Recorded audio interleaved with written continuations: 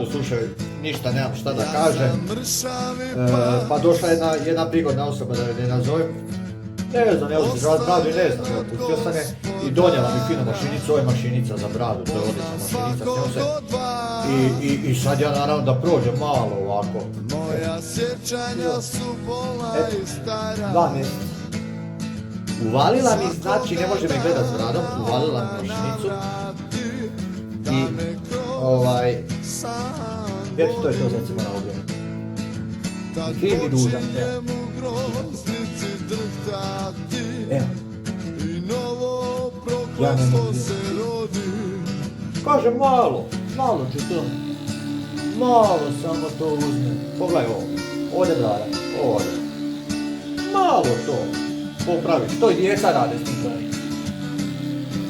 Djeca s tim rade. Ne možeš vjerovati. I dalje ne vjerujem. Evo. Tišina, snimam. Evo. Snimam. I dalje ne vjerujem. Evo. Ne vjerujem.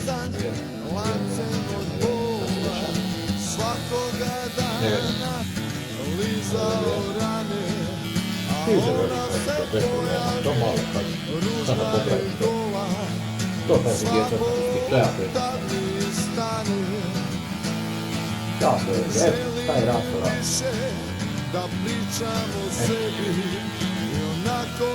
Kaže je kod cigara. Ništa, nije protiv cigara.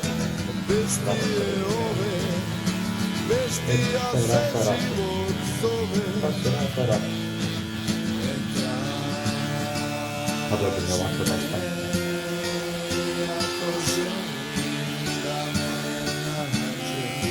Evo, prezmajio se.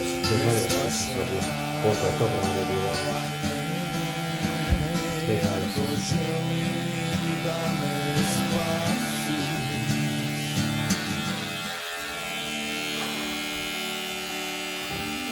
Evo, od mute sam turio prsto strujuće.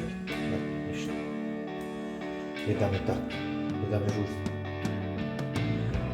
Noćas je moja tuga poprimila ljudski oblik.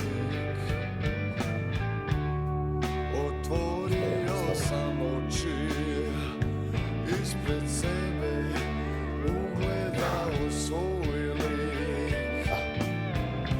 Pružio sam